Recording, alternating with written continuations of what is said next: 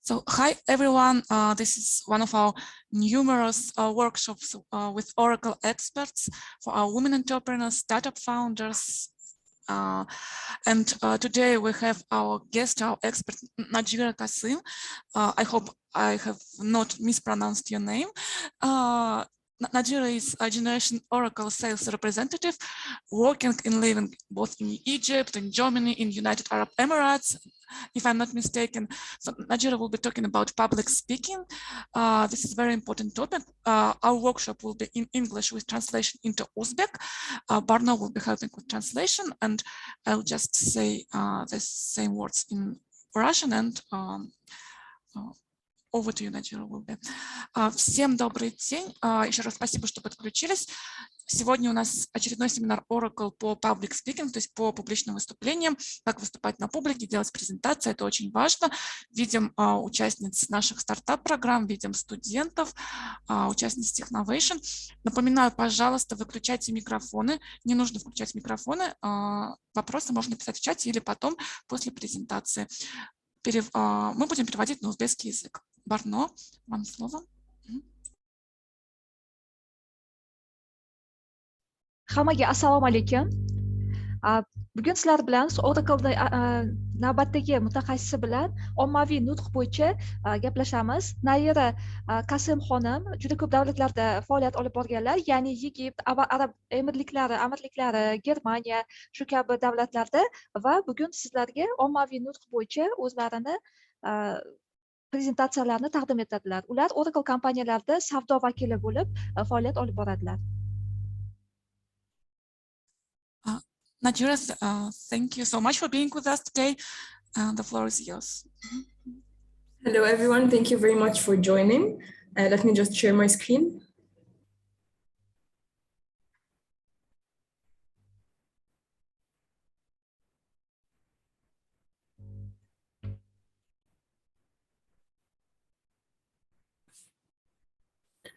Okay, so basically today we will be talking about public speaking. We will start with defining what public speaking is, then moving on to understanding how to prepare our content and how to give the presentation for the delivery, moving on to the methods of persuasion, how to convince someone with what you're saying, and finally we will go over to handling questions that you've been asked to during your presentation or a call or whatever.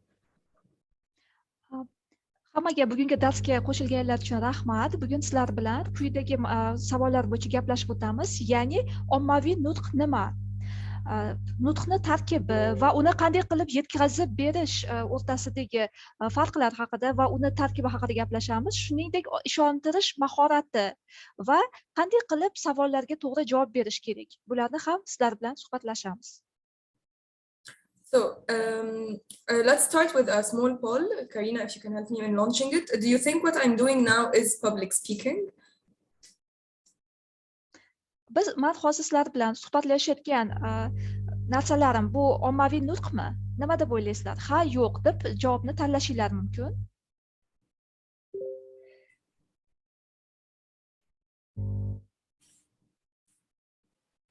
We are getting the answers in at the moment. So we are about half who answered, and so far we only have one answer, so they're all thinking the same so far. I'll share in a second. Iltimos, hamma bu nimaga javob bersa, savolga hozir sizlar bilan gaplashayotgan mavzularimiz bu ommaviy nutqga kiradimi, yo'qmi? Ha yoki yo'q? Javoblardan ixtiyoriy bittasini tanlab, submit tugmasini bossanglar.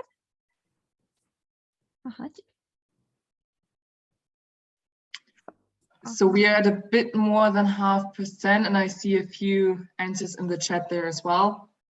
If that's okay, I would actually end the poll and share the results.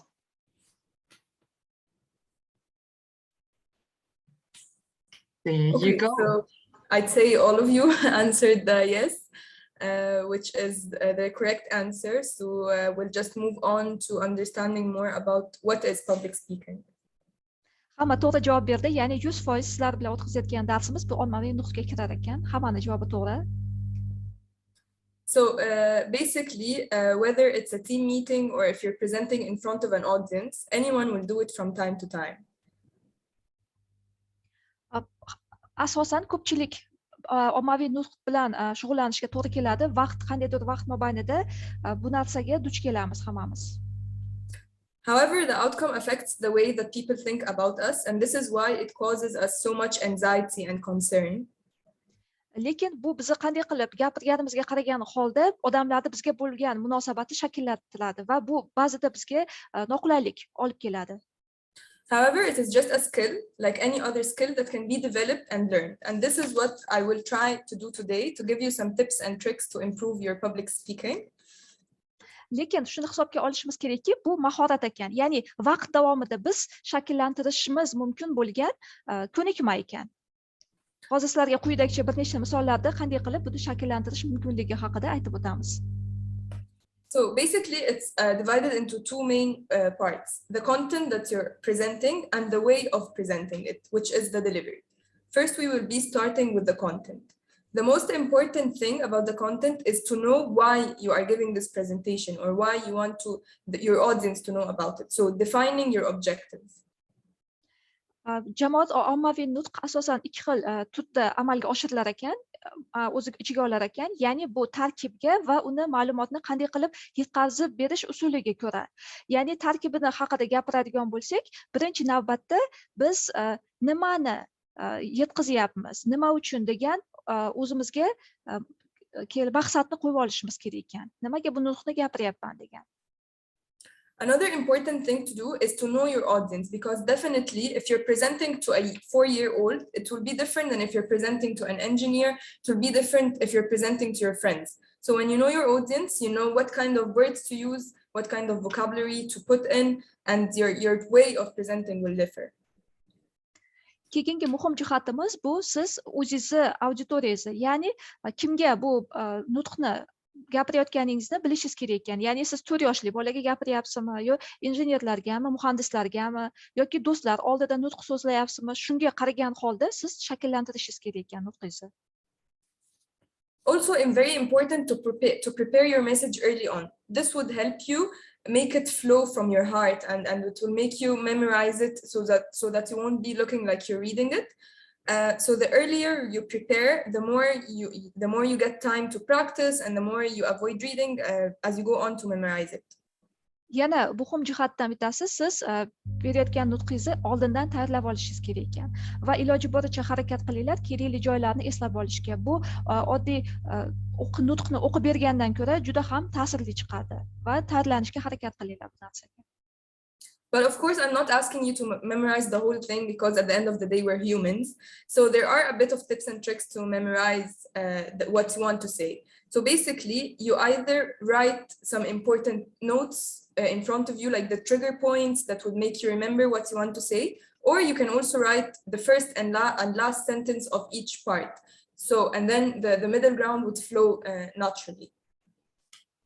Albatta biz hammamiz insonmiz va nimani tekstni to'lig'icha yodlashimizning ilojisi yo'q. Shuning uchun sizlarga bir necha usullarni aytib o'taman. Ya'ni sizlar kichik o'zingizlarga eslatish uchun eslatmalar yozib olishingiz mumkin ekan. Ba'zida birinchi so'z bilan oxirgi so'zni yozishingiz mumkin ekan va bu usul sizga osongina tekstni, ya'ni matnni eslab qolishga yordam berar ekan. And practice. Practicing is really important, whether it's yourself, with yourself, practice with yourself in front of a mirror, practice with a friend, practice with a family member, practice with anyone you can, so that you start getting more confidence, you start getting more ready about your message, you start knowing it by heart more than just reading it. Va albatta tayyorlaning. Ya'ni siz oynak ro'parasida tayyorlanishingiz mumkin ekan yoki birorta tanishingizga, do'stingizga, oila a'zoyingizga bilan gaplashib, unga bilan xuddi auditoriya bilan gaplashgandaqa, insonlar bilan gaplashgandaqa tayyorgarlik ko'rishingiz mumkin ekan. Bu eng muhim jihatlardan bittasi. Moving on to the second part of the presentation is the delivery, how you're going to present your idea. This is something that also really does matter. Keyingi qismimiz, ya'ni bu ma'lumotni yetkazib berishimiz kerak. Qanday berishimiz haqida. it would be divided into 3 sections. Basically, what you need to be very conscious of is your voice. So it needs to be slow, clear, and in different tones if you're presenting different ideas. Because whenever we're nervous, we tend to speak very fast. So when you catch yourself speaking fast, you have to slow yourself down, pause, deep breath, and just pay attention to yourself and clear your voice up. Ma'lumotni nutqni yetkazib berishimiz 3 ta qismga bo'linar ekan. Bu birinchisi, bu bizni ovozimiz ekan. Ovozimiz ba'zida sekin va aniq va turli xil notalarda kelish kerak ekan. Ya'ni o'zgarib turishi kerak ekan. Keyin kerakli paytda siz jim turib, pauza qilib, kerakli joyda yuqoriroq tovushda davom ettirsangiz, odamlarga yaxshiroq tushunarli eshitilar ekan. Secondly, body language is really important. Even if you're nervous, even if you're afraid, even if you're trembling, with body language, you can trick people into thinking that you're confident, that you're very aware of what you're doing. So you need to stand up really straight. You need to look people in the eye and smile. And whenever you can walk around, use gestures, just so you can look more passionate and more engaging. Albatta, ikkinchi yetkazib berish usulimiz bu bizni xatti harakatlarni ishlatishimiz, ya'ni qo'llarimizni ishlatishimiz, to'g'ri tikka turgan holda, odamlarning ko'zlariga qarab, kulgan holda suhbatimizni davom ettirishimiz kerak va albatta xonada nutqni berayotganimizda u yoqdan bu yoqqa yurishimiz mumkin ekan va turli xil qo'lni qimillatishlar, har xil harakatlar bilan o'zimizni tana harakatlar tilini ishlatishimiz mumkin ekan. Lastly, how to handle your nervousness. So basically, you need to focus more on the audience and your message rather than focusing on yourself and your fears. You need to imagine that you're just having a one-to-one conversation with only one person. So you focus on one friendly face at a time. Keyingi bu usulimiz, ya'ni bizni asabimizni tinchlantirishimiz. Biz faqat o'zimizni qanday his qilayotganimiz haqida o'ylamasdan, odamlarga e'tiborimizni qaratishimiz kerak va biz ularga qaysi fikrni yetkazmoqchimiz, shu haqida o'ylanishimiz kerak. Va chuqur nafas olgan holda, kulib turgan, birorta bizni eshitib turgan, qiziqish bilan eshitib turgan insonga e'tiborimizni qaratgan holda turli xil, ya'ni eshituvchilarga nutqimizni olib borishimiz kerak ekan. Even if your audience is like 100 people or more, you just look confident, smile, and look to one face at a time. So you look to one person and then move on to the next. So it looks like you're looking to everyone and moving your eyes around. Hattoki siz 100 ta odamga nutq so'zlayotgan bo'lsangiz ham, turli xil odamlarga qaragan holda, ya'ni yuzlariga qarab, fikringizni jamlagan holda, unisidan bunisiga xuddi hamma bilan bir xil, birdaniga suhbatlashayotgandaqa o'zingizni tutishingiz kerak ekan. And now, since we're unfortunately in the virtual world most of the time, so I'm going to give you some tips about the digital presentations, which is kind of what we're doing now. So. Agar biz albatta biz omma haqida, nutq haqida gaplashdik, endi hammamiz onlayn seminarlarda gapirish haqida ham bir ikkita sizlarga maslahatlarim berib o'taman. So basically, the first thing to do is to dress up fully as if you're going down from your home, going to the meeting, dress up, put on your makeup, have your coffee, get everything ready as if you're going to the street. Second thing to do is to stand up, try not to sit down. So raise your laptop on a higher level and stand up so that you can have more freedom in your space. Birinchidan siz xuddi ishga ketayotgandaqa chiroyli kiyingan holda, kerakli bo'lsa bir stakan kofezni oldiga qo'ygan holda, yuzlaringizni chiroyli qilib, sochlaringizni taragan holda o'zingizni ish ko'rinishingizda chiqishingiz mumkin ekan bunda va kerak bo'lsa turib o'zingizni bemalolligingizni ko'rsatishingiz ham mumkin ekan ixtiyoriy ravishda. Lastly, try as much as possible to look straight into the laptop's camera instead of just looking around on the audience, which is something I'm still also working on and learning bit by bit. But this really helps you look more focused, more confident. Va oxirgisi albatta kameraga qarashimiz kerak ekan. Boshqa turli xil joylarga qaragandan ko'ra, xuddi odamlarning ko'ziga qarab turgandaqa ko'rsatar ekan bu narsa. Shunga harakat qilishimiz kerak ekan va o'z ustimizda ishlashimiz kerak ekan bunga. So So moving on now to the methods of persuasion. So whenever you're doing a presentation or you're calling someone, you want to convince them either with your point of view, or you want to convince them to invest in your business or your startup, or to tell them why your idea will work out. Endi sizlar bilan ishontirish usullari haqida gaplashib o'tamiz. Masalan, sizlar startup biznes qilyapsizlarmi? O'zingizlarga investorlarni e'tiborini qaratmoqchimisizlar yoki boshqa bir maqsadda fikringizni yetkazmoqchimisiz, g'oyangizga ishontirmoqchimisiz? Shuni usullari bilan sizlar bilan tanishib o'tamiz. So again, the three methods would be, first thing, so you have three options. The first option is to be a person of authority. So you can be like a very well-known person, an expert, or someone certified, so that people would trust you. Uch xil jihatlar bor ekan. Bu yerda birinchisi, ya'ni sizlarni hokimiyat, qanday insonligingiz, keyingi sizni reputatsiya, ya'ni siz haqingizdagi atrofdagilarda bo'lgan fikri, ommani fikri, ya'ni obro'yingiz, keyingisi sizni ishonchligingiz. The second option is to like do a really thorough research, to have your resources, to have facts, data, and statistics ready, so that whenever anyone asks, you have your evidences with you to back you up. Keyingisi esa bu sizni bir nechta faktlarni, ma'lumotlarni va o'sha gapirayotgan nutqingizga asoslangan statistikalarni va turli xil tadqiqotlarni o'rganib, ularni tayyorlab olganligingiz oldindan. Masalan, kimdir savol berib qolsa, o'sha kerakli ma'lumotlarni foydalanib javob berish uchun tayyorligingiz.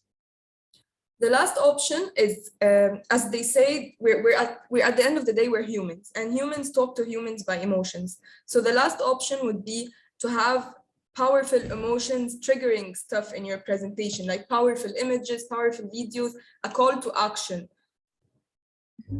Va uchinchi jihat bu ko'zga esda qoladigan bir prezentatsiyalarni ishlatish yoki turli xil rasmlarni ishlatish va harakatga chaqiruvchi hikoyalarni, birorta videolarni ko'rsatib berish bilan ham kuchaytirar ekanmiz o'zimizni bermoqchi bo'lgan ma'lumotimizni. Again, this depends more on the audience, on who you're talking to, but however, there has to be a balance between the three. So you don't go into your presentation with only one approach. For example, if your audience are mostly engineers, you will need to put more of facts, more data to convince them. However, you're going to have a bit also of emotions, a bit of visuals, so that they don't get bored. Bularni hammasi nutqni yetkazishda muhim o'rin ishlatilar ekan, lekin ba'zi auditoriyaga bog'liq bo'lgan holda, ya'ni bizni kim eshitayotganligiga bog'liq bo'lgan holda bularni ba'zilari muhimroq ekan. Masalan, muhandislar oldida nutq so'zlayotgan bo'lsangiz, aniq bir dalillar, statistik ma'lumotlar, tadqiqotlardagi ma'lumotlar kerak bo'lar ekan va albatta bu narsa bizga ko'zga esda qoladigan bir prezentatsiyalar va qandaydir bir ta'sir qiluvchi nimalar bilan ma'lumotlar bilan kerak bo'lar ekan.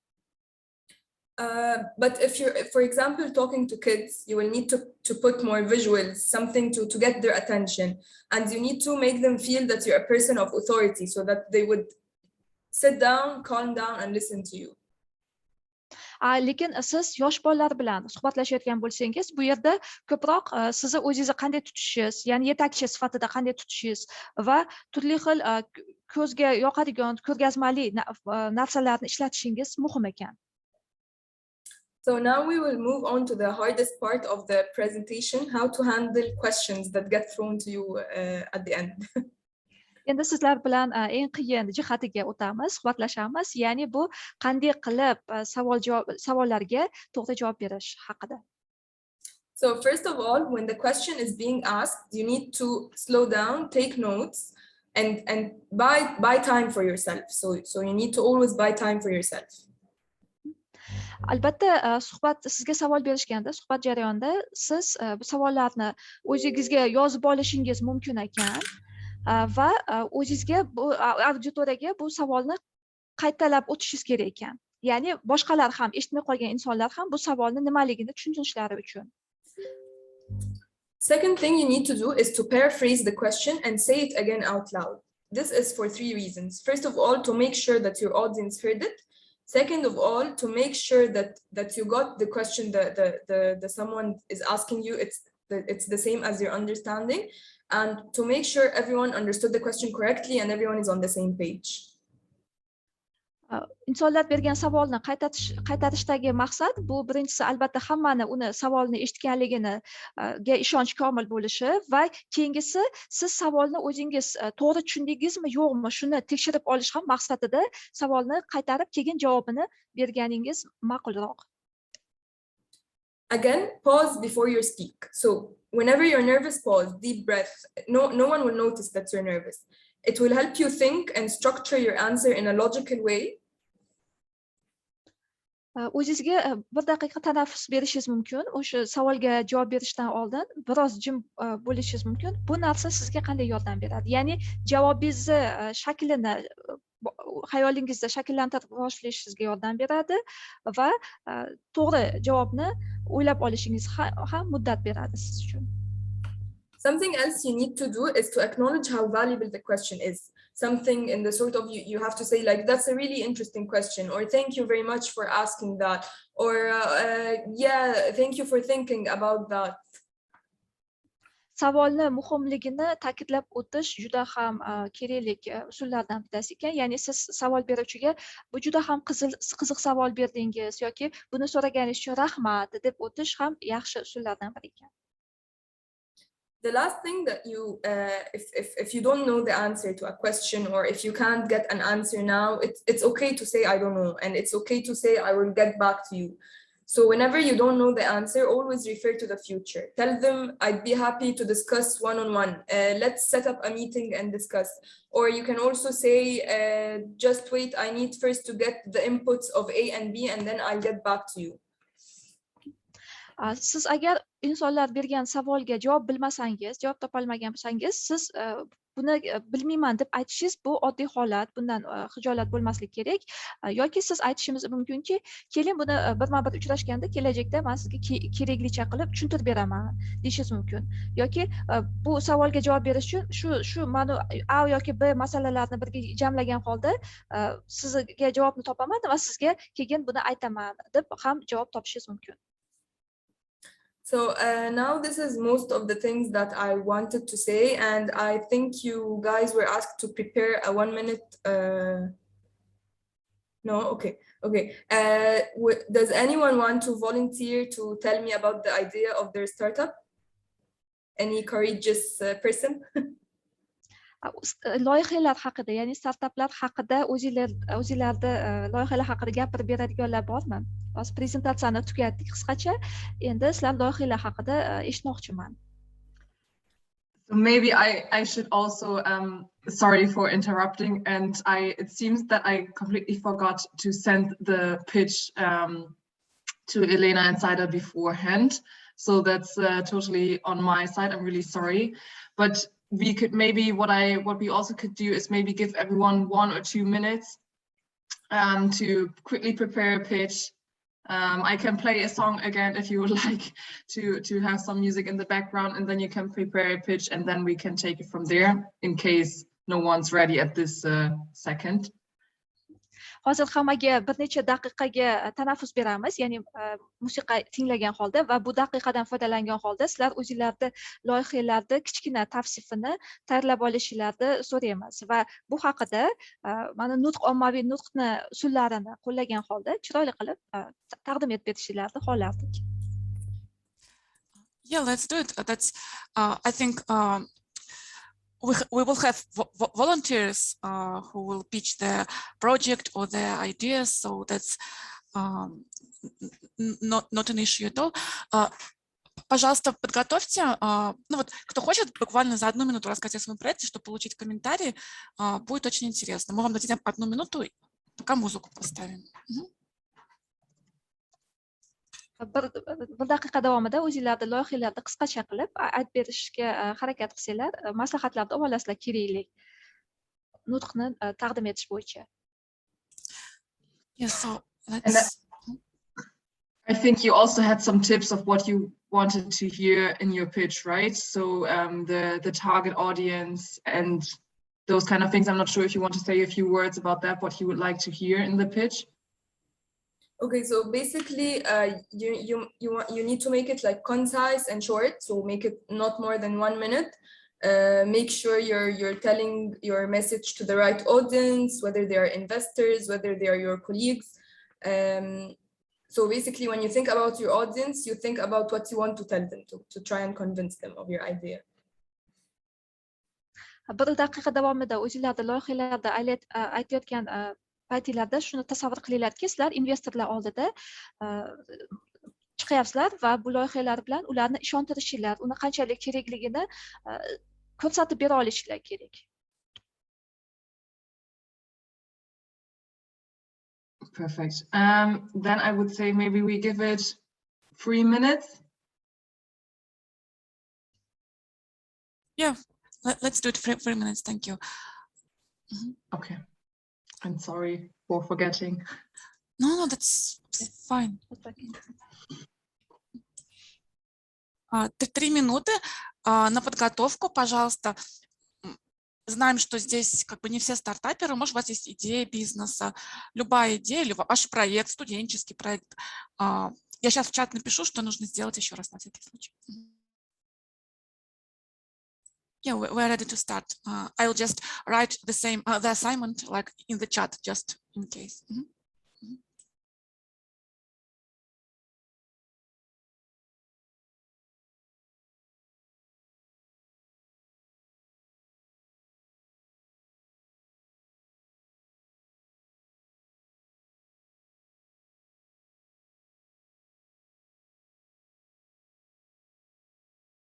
I can also send something in the chat to help them put it together. I don't know if we can translate that.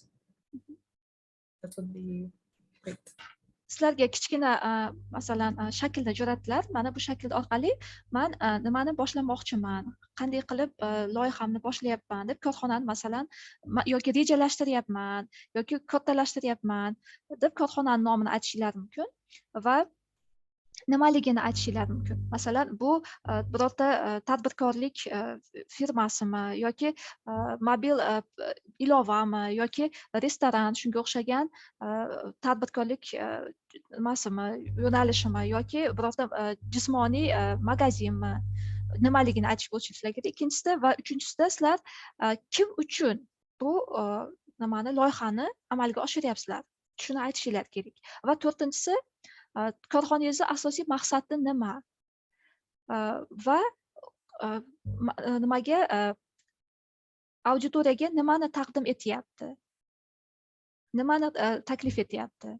Bundan keyin oxirida 5-chi bo'lib korxonani o'ziga xos bo'lgan yondashuv jihatini tasvirlab berishingiz kerak bo'ladi. 1 minutlik prezentatsiya tayyorlashingiz kerak bo'ladi va bu prezentatsiyani mana shu 5 ta qadamga asoslangan holda, shulardan foydalangan holda yozishingiz kerak. 3 daqiqa hammaga vaqt beramiz buni tayyorlab olgani.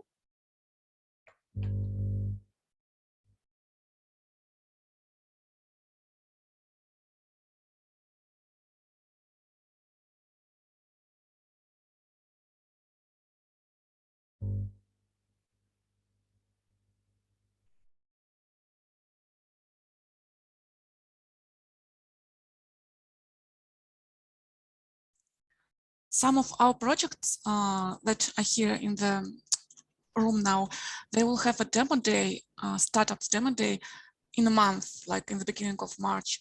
So we're actually preparing pitches, but not like 1 minute pitch, but like 5 minute speeches, like on the stage. It's very scary, as you might know, but like, and we're going to in-person meeting like in 2 weeks to practice, to practice the main thing. Yeah.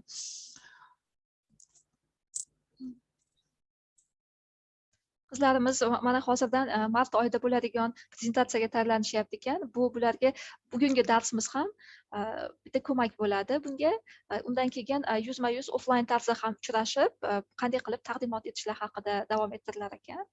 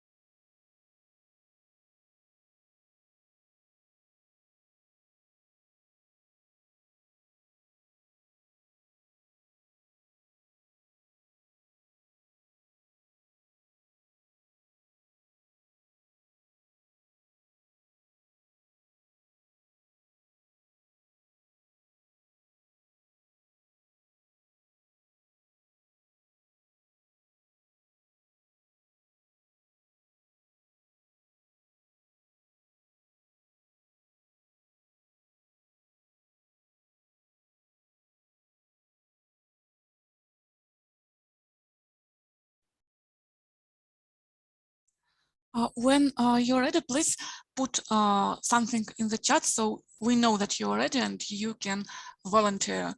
Like, we're very proud of everyone, but especially of the first 1-2 volunteers. Very brave people. Kim tayyor bo'lsa, chatga iltimos yozishinglar mumkin buni. Hammalardan xursandmiz, lekin birinchi qo'rqmasdan nutqni ko'rsata olgan inson bilan yana ham ko'proq xursandmiz.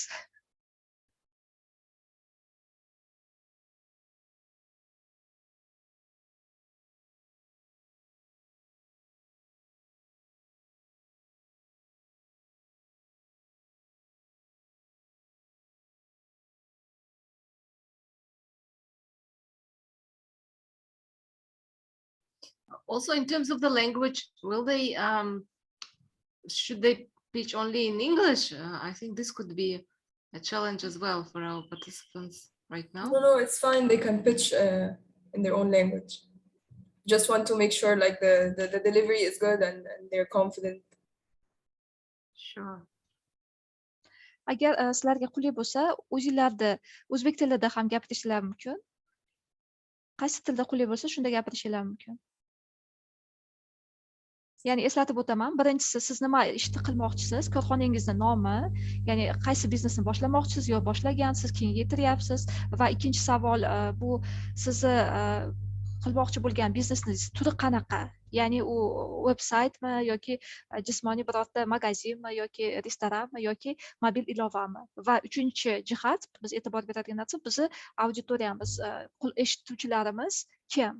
Va to'rtinchisi bizni korxonamizni maqsadi nima? Qanday eshituvchilarga qanday nimani yetkazyapti? Foydali jihatni. Va sizni o'zingizga xos bo'lgan muhim yondashuvingiz qanaqa korxonangizni boshqalardan sizni ajratib turadigan?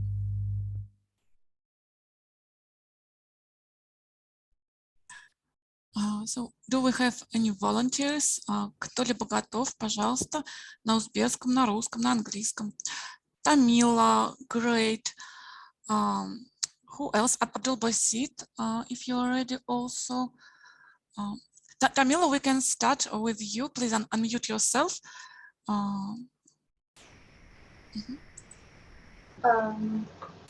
Okay, hello. My name is Tamila, and today I want to present you one of my projects. It's a travel app which is called explore.uz.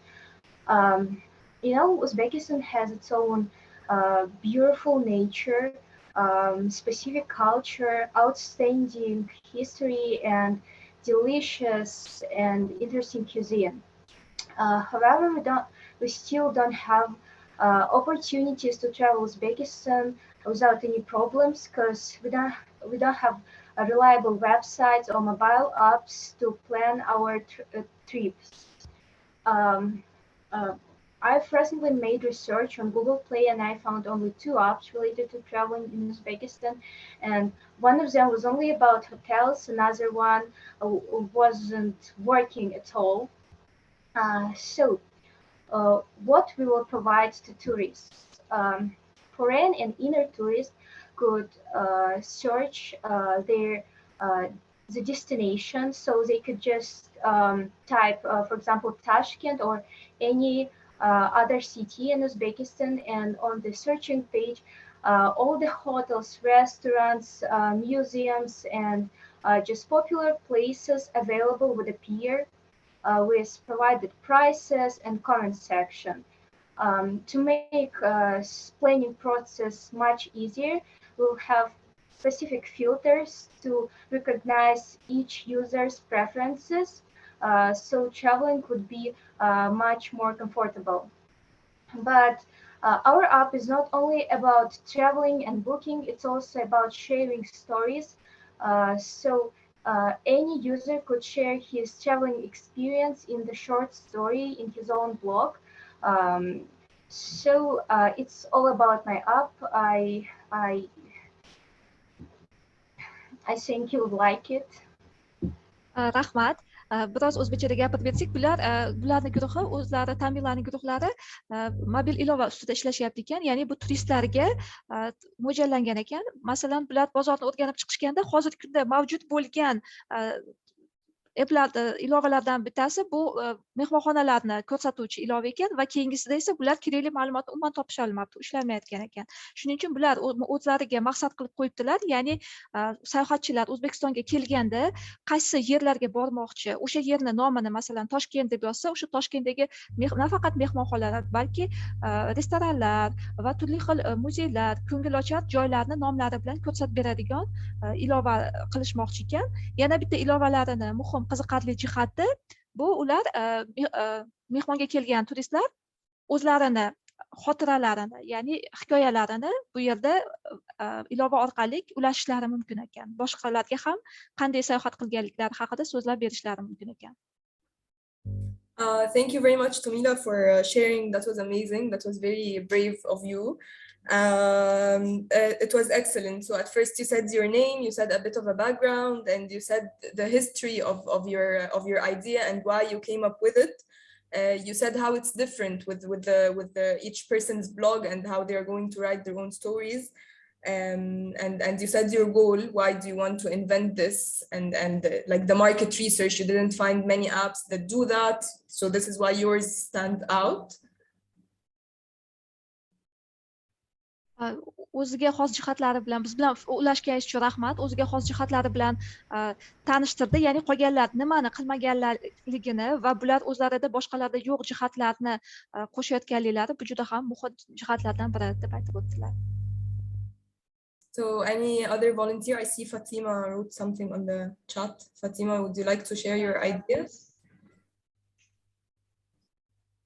Hello? Фатима, вы можете на узбекском, на русском сказать, мы переведем. Индира. Индира, let's...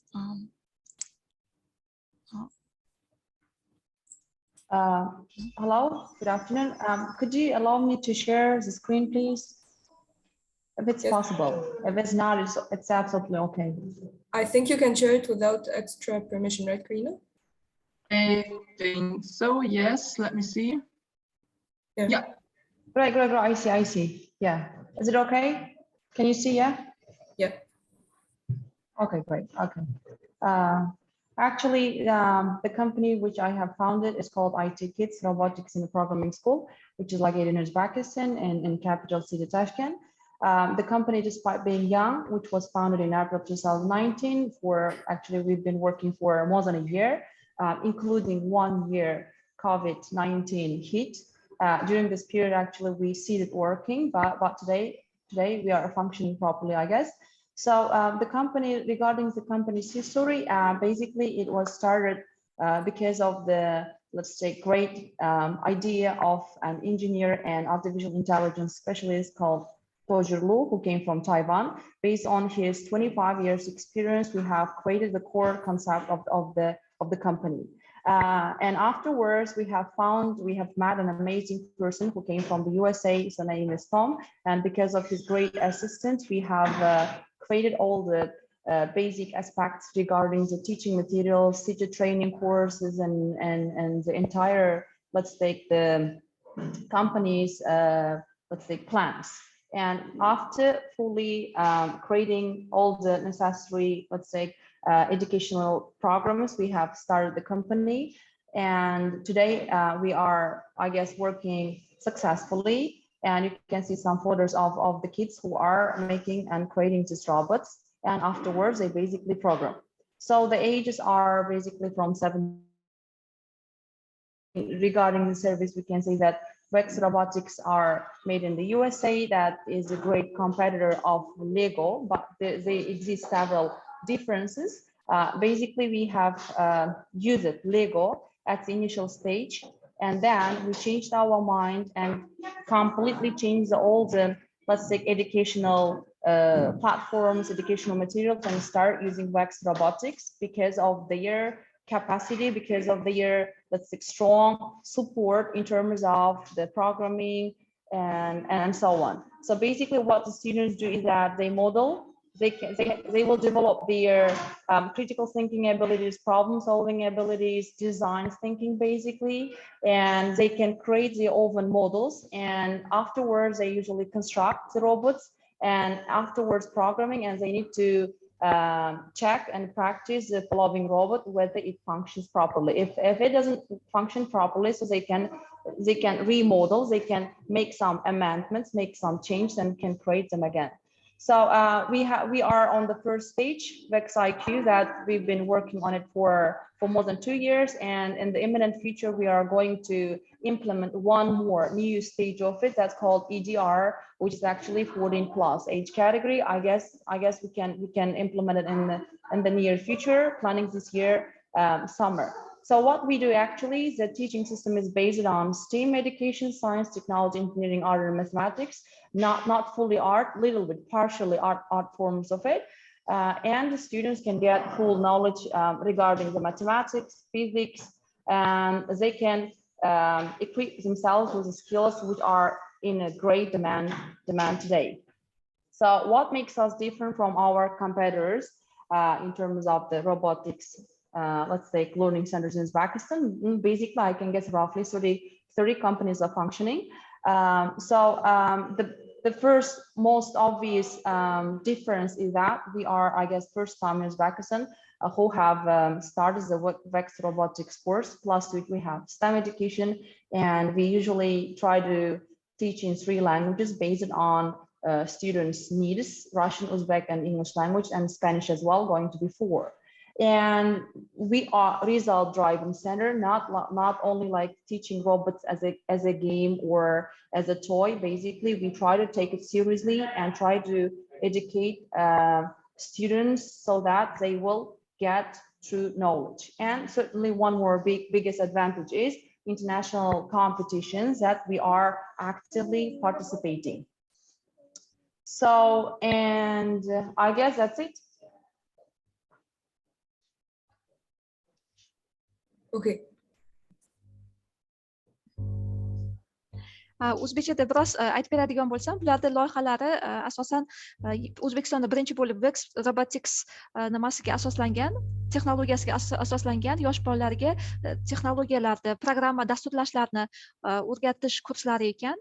Bular xalqaro mutaxassislarni o'zlarini o'quv markazlariga ham taklif etishga muyassar bo'libdilar va bolalar yoshligidan boshlab dasturlashtirish va o'zlari robotlarni yasagan holda bularga modellashtirish va turli xil bu modellashtirishni oxirida robotlar ishlayaptimi yo'qmi tekshirib ko'rish orqali o'zlarini dizayn fikrlash va turli xil rivojlantiruvchi kurslar bilan o'zlarini rivojlantirishlari mumkin ekan. Shuningdek bolalar bu yerda aniq fanlar, ya'ni STEM fanlari bo'yicha ham bilim olar ekanlar. Undan tashqari ingliz, o'zbek, rus tillarida ham bularning darslari bor ekan. Xohlovchilarga ispan tillari ham taklif etilar ekan. Bu yerda asosiy bularni boshqalardan ajratib turgan jihatlardan biri shundaki, bular boshqa bolalarga aniq maqsad qo'ygan holda, ya'ni kurslarni tugatgandan keyin ular xalqaro musobaqalarda, ko'rik tanlovlarda ishlashlari va o'zini bilimlarini boshqa sohalarda ham ishlatib ko'rish imkoniyatlarini ko'rsata olishar ekan ularning kurslari davomida. Thank you very much, Indira. That was amazing. I like the visuals in the presentation and how you showed the kids doing the actual work. I would say you can slow down a bit. At first you were rushing and then you slowed down. So from the beginning, try to slow down, try to maintain your ground. And try to put like a very little sentence on why did you stop during COVID? Like I'm pretty sure like everyone knows why did you stop, but like saying it would be really nice. I would also say you can make the goal a bit more clear at the start. So instead of starting with how it was founded and that you met people from the US, I would say just a very small sentence that it would replace the old educational system, like the anchor. You need to put the anchor at the beginning. Yes, okay, excellent. I got it. Thank you. Very, very useful feedback. You're welcome. nutqlari bo'yicha bir nechta maslahat berdilar. Ya'ni gapirayotganda boshida biroz tez ketib, keyincha sekinladilar. Shuni bir xil nimada to'lqinda ushlab turishga harakat qiling dedilar va masalan Covid haqida biroz aytib o'tdingiz. Buni nimagaligini yana biroz bir ikkita gap bilan qo'shib uni ham yana ham yoritib berishingiz mumkin va boshida mutaxassislarni jalb qilganligingiz, korxonangiz haqida gapirganingizda o'sha yerda keraklik mag'zini yetkazib berishga harakat qiling deb aytib o'tdilar. Thank you, Indira. That was great. Any other volunteers? Abdulbasit, Fatima, вы хотели выступить? Or if anybody has any questions on public speaking, we can also, take questions or continue pitching. So whatever you prefer, guys. Если есть вопросы, можно либо тоже попрактиковать свое выступление, либо есть вопросы по выступлениям, по презентациям, по подготовке, тоже, пожалуйста, задавайте. Agar o'zingizlar korxonanglar haqida gapirmoqchi bo'lsanglar, bemalol prezentatsiya qilishinglar mumkin yoki ushbu bugungi darsimiz, ya'ni ommaviy nutq bo'yicha ham qandaydir bir savolinglar bo'lsa, buni ham so'rashinglar mumkin.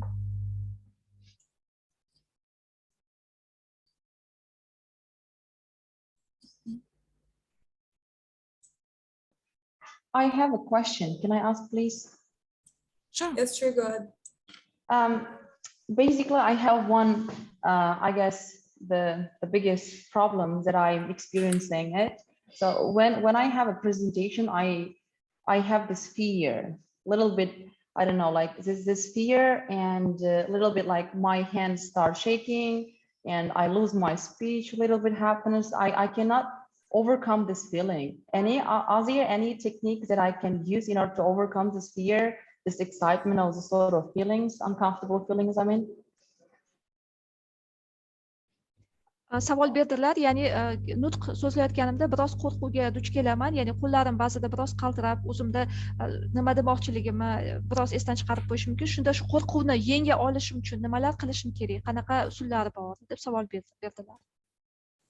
I would say deep breathing is what always works, and to make it like more efficient, what I like to do is sometimes I put my hands on my stomach and I deep breath and I start counting down until I calm down before any important presentation or any important meeting. This really does help. Another thing is that you can think about that this is your presentation. So if you forgot anything, no one would know. So it's okay to just like go with the flow, like practice as much as you can. And then on the day of the presentation, no one knows what you're gonna say and what you're not gonna say. So just say what comes up within your speech, and you will start gaining more confidence, and then you will start getting back your speech. Bir necha usullarni aytib o'tdilar, ya'ni o'zlari qo'llaydigan usul bu hayajonlanayotgan paytlarida chuqur nafas olar ekanlar va qo'llarini qornilariga qo'ygan holda bu mashqni davom ettirar ekan, tinchlanib olgunlarigacha davom ettirishar ekan. Yana bitta muhim narsani aytib o'tdilar, ya'ni siz bu narsani taqdimot etyapsiz. Sizni nimani o'rgatishingiz yoki nima haqida gapirishingizni faqat o'zingiz bilasiz. Shuning uchun siz nimanidir eslab chiqarib qo'ysangiz, bu narsa qo'rqinchli emas, bundan qo'rqmang. Ko'pchilik buni sezmasligi ham mumkin. Siz nimanidir aytmay qolganligingiz. Shuning uchun nutqingizni ravon davom ettirishda davom ettiring, to'xtamasdan. Malika, you're welcome. Malika, you have a question or you want to present? I see you're raising your hand. Malika? O'zbek tilida mani eshitasizlarmi? O'zbek tilida gapirishdan bo'ladida. Bemalol. Aha. Ismim Jalilova Malika. Biz eksport bilan shug'ullanamiz. Qishloq xo'jaligi mahsulotlari eksporti faoliyatimiz. Biz faoliyatimizni kengaytirish maqsadida, ya'ni monopozitsiyaga o'tmoqchimiz. Monopozitsiya bu nima? Monopozitsiya bu bir xil turdagi mahsulotni ishlab chiqarib, faqat shu mahsulot bilan ishlash. Bu mahsulot bizaga qulupnay mahsuloti hisoblanadi. Qulupnay gidroponika usulida yetishtirilgan usuli. Nimaga aynan qulupnay? Qulupnayni 12 oy qulupnaydan hosil olish mumkin. O'sha uchun qulupnay mahsulotini tanladik. Gidroponikaning afzallik tarafi yerga nisbatan 2 baravar hosil beradi va suvni tejaydi va ekologiyaga qanaqadir qaysidir miqdorda foyda olib kelishi mumkin.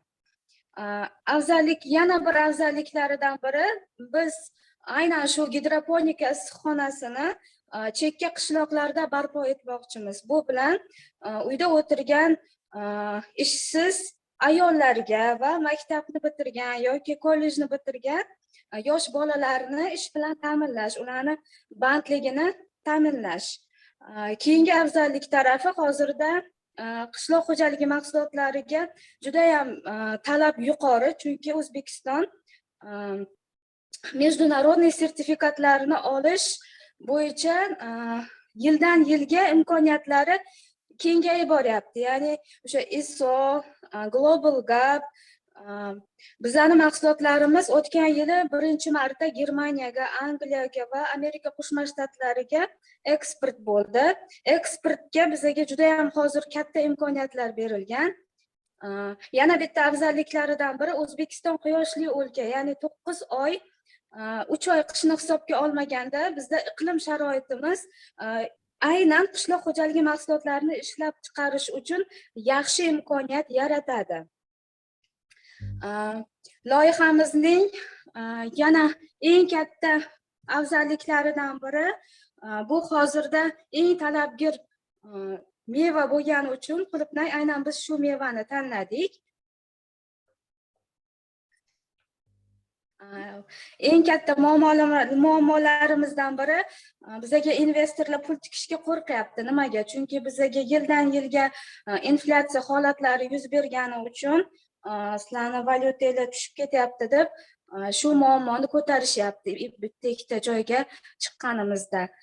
Ya'ni Dubay, Bursa, o'sha Turkiyaning katta kompaniyalari ular tayyor bo'lishda qishloq xo'jaligi mahsulotlariga investorlik qilishga, lekin aynan shu muammo hozir bizani ushlab turibdi, ya'ni inflyatsiya. Спасибо большое, Малика. Can I translate? Malika's company focuses on exporting agricultural products to foreign countries. So they want to, at the moment, they want to focus on monoposition methods, like growing one particular product, just strawberry, using hydroponics which saves water and gives 2 times more harvest of strawberry. The main aim of their company is to employ people in remote areas, like growing their product in these areas, focusing on females, unemployed females, and the youth in these regions. The beneficial facts about their company's work is at the moment Uzbekistan is gaining international certificates in agriculture such GAP, ISO, and last year they've exported their products into USA, Germany, and the UK. And another plus for their products, it's the natural weather condition of Uzbekistan, that we have 9 months sun besides 3 cold winter period. So it's very efficient for growing the agricultural products.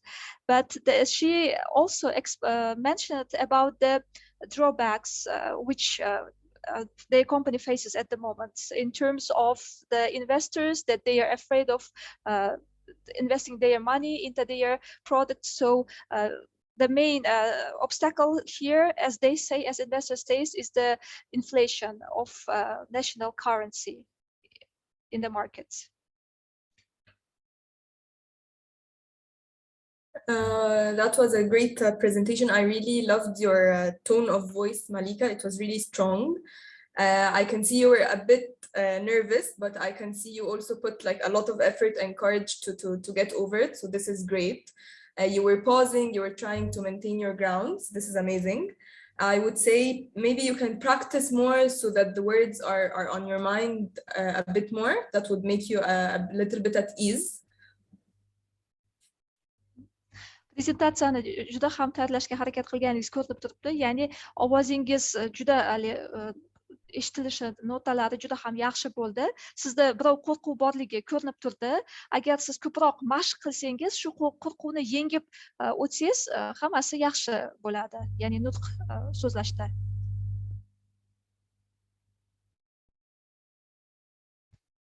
Any other volunteers or questions? Еще или вопросы, может быть, хочет задать.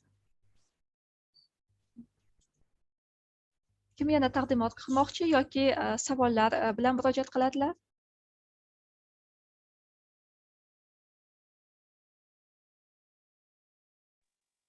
Можно я savol bermoqchi edim?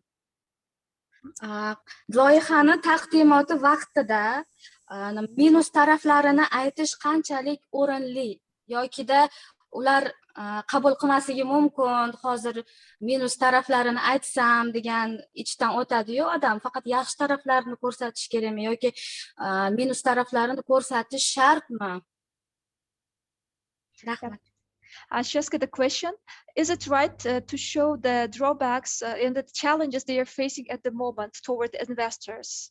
Or it's just enough to mention the all flourishing, like good parts of their company?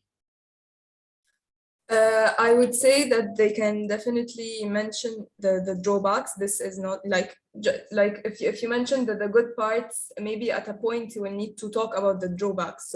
So when you're presenting something, at a point you will need to talk about the drawbacks. However, I would say give the drawbacks, but give what you are also doing to try. Like I'm not saying you will solve it, but like give what you're doing, like your efforts and your research to try and solve these drawbacks. Kamchiliklari, qiyinchiliklar haqida gapirib o'tishingiz to'g'ri ekan, lekin shunga harakat qilingki, qiyinchiliklar aytgandan keyin sizni korxonangiz bu qiyinchiliklarni yengish yo'lida nima ishlar qilyapti, ya'ni ularni hal qilsa bo'ladimi? Shularni ham aytib o'tsangiz yaxshiroq bo'ladi.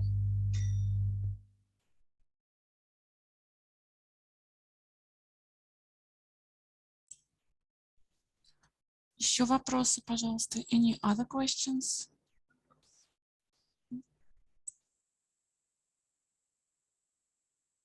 Savollar bormi yana?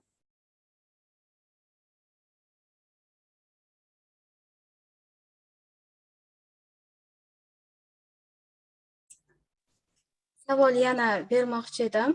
Agar men faqat o'zbek tilini tushunaman, aytaylik chet ellik investorlarga loyihamni taqdimot qilyapman, ularni shevasini tushunmayman. O'shanda tarjimon bilan ishlash qanaqa bo'ladi? Biz birga tayyorgarlik ko'rishimiz kerakmi yo o'shani so'rab bering, qanaqa? Rahmat. How to prepare presentations for foreign investors? Should they prepare it together with the translator? How to correctly address? I'm not sure I got the translation. Okay. What does she mean with okay. She means that if she wants to present your company or toward of investors, and she doesn't know the English language, she speaks English and she needs a translator. Should they prepare? Should they prepare all presentation with translator? Something else. Malika, o'shaqa ma'noda aytdingizmi? Tarjimon bilan prezentatsiyani tayyorlayotgan birga ishlashim kerak demoqchimisiz yoki oxirida faqatgina o'sha kuni faqat so'zma-so'z tarjima qilgani chiqish kerakmi tarjimon demoqchimisiz? O'shani so'radim. She wants to ask whether they should prepare and the translator should be more engaged into the process, know more about your company, to give more information to investors, or just like technically translate what she says during the process? I think the translator will never know a lot about your company because at the end of the day, you're the one who puts your heart and efforts in it. But I would say like you need to, you're the one who needs to be taking the lead in the talking for the investors to see your passion and your confidence about it. And then they would listen like about the facts and the understanding from the English language. But talking deeply about the company should come from you.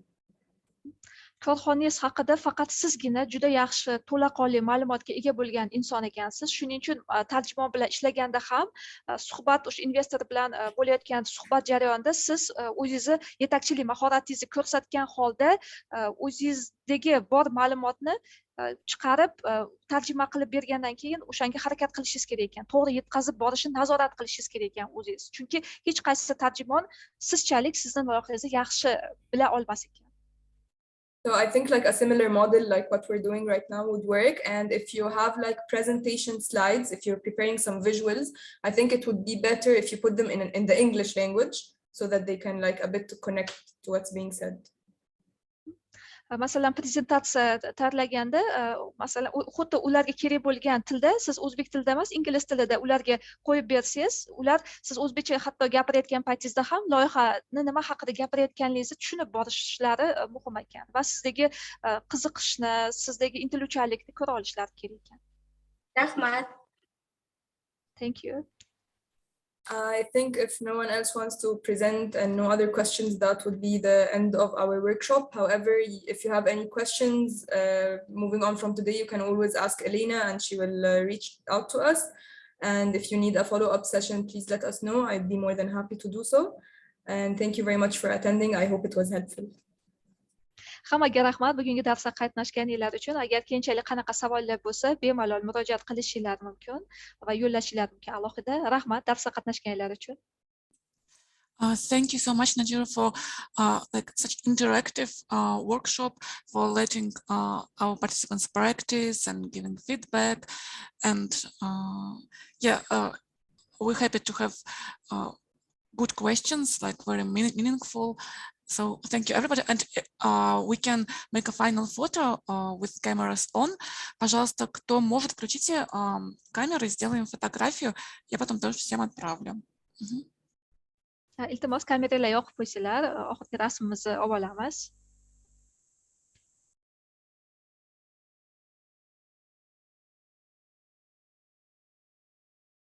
So if we're ready, I'm making a screenshot. So smiling. Thank you so much once again. It was a very useful workshop. Have a good week, and we will see each other on the next workshop with Oracle Expert next Tuesday. It will be a workshop on confidence building, mental health, and very important issues as well. Keyingi darslar bilan ko'rishguncha xayr. Thank you. Thank you. Thank you. Thank you very much. Thank you so Yaxshi much. dam olinglar. Bye.